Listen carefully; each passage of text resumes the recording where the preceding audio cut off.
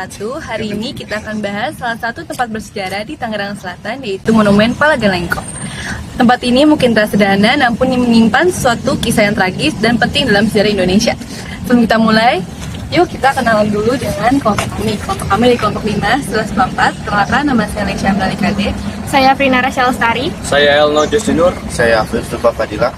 Yuk kita mulai cerita. Setelah Indonesia memproklamasikan kemerdekaan pada 17 Agustus 1945, keadaan negara belum stabil secara ekonomi maupun politik.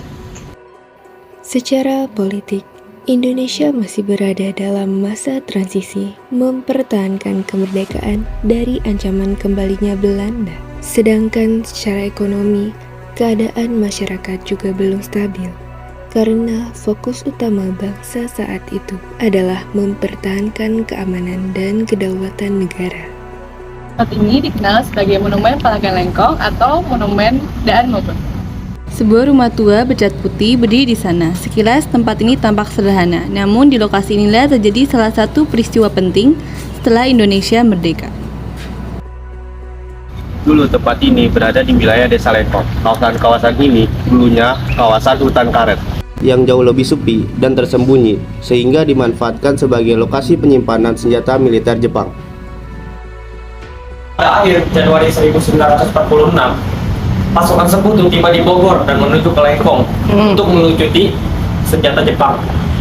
Mendengar hal itu, Resimen 4 Tentara Keamanan Rakyat, yaitu TKR, di Tangerang tidak tinggal diam. Mereka memutuskan untuk lebih dulu mendatangi markas Jepang di Lengkong. Tujuannya adalah melucuti senjata Jepang sebelum jatuh ke tangan Belanda atau sekutu. Untuk merencanakan aksi pelucutan senjata tersebut, Resimen 4 Tangerang berunding bersama Kantor Penghubung Tentara di Jakarta. Dalam perundingan, Mayor Wibowo dari Akademi Militer Tangerang mengusulkan untuk menyertakan serdadu Inggris yang sudah keluar dan berpihak kepada Indonesia. Hal tersebut dilakukan agar operasi berjalan dengan damai, yaitu dengan berpura-pura menyatakan bahwa pelucutan senjata sudah memperoleh izin dari pihak sekutu. Pada 25 Januari 1946, Operasi Kelengkong dimulai. Pasukan Resimen Taruna Akademi Militer Tangerang yang dipimpin Mayor Daan Mogot dan 4 mantan tentara Inggris bergerak menuju lokasi. Sesampainya di Lengkong, situasi awal berjalan lancar. Mayor Daan Mogot bertemu dengan wakil serdadu Jepang, yakni Kapten Abe, untuk melakukan pembicaraan. Sementara itu, sebagian taruna mulai mengumpulkan senjata Jepang dan memindahkannya ke atas truk. Sebagian besar pihak Jepang awalnya percaya bahwa proses ini berjalan sesuai kesepakatan. Namun, secara tiba-tiba, terdengar suara tembakan yang tidak jelas asalnya. Situasi langsung berubah tegang. Tentara Jepang yang panik mengira mereka sedang diserang, lalu melakukan serangan balik. Baku tembak pun tidak dapat dihindari.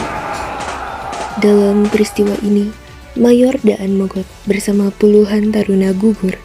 Lalu, Letnan Subianto dan Letnan Sutopo juga turut menjadi korban demi mempertahankan kemerdekaan Indonesia. Hingga tercatat sebanyak 37 orang dari pihak Indonesia menjadi korban jiwa. Secara sosial, peristiwa ini menumbuhkan rasa duka yang mendalam bagi masyarakat Indonesia.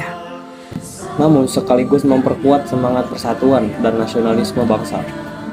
Pengorbanan para taruna muda menjadi simbol keberanian yang harus dikenang sehingga saat ini. Secara budaya, Monumen Palagan Lengkong menjadi warisan sejarah yang mengajarkan nilai patriotisme, keberanian, dan pengorbanan kepada generasi muda. Dan untuk mengenang peristiwa dan jasa para pahlawan yang gugur, setiap tanggal 25 Januari diperingati sebagai Hari Bakti Taruna Akademi Militer.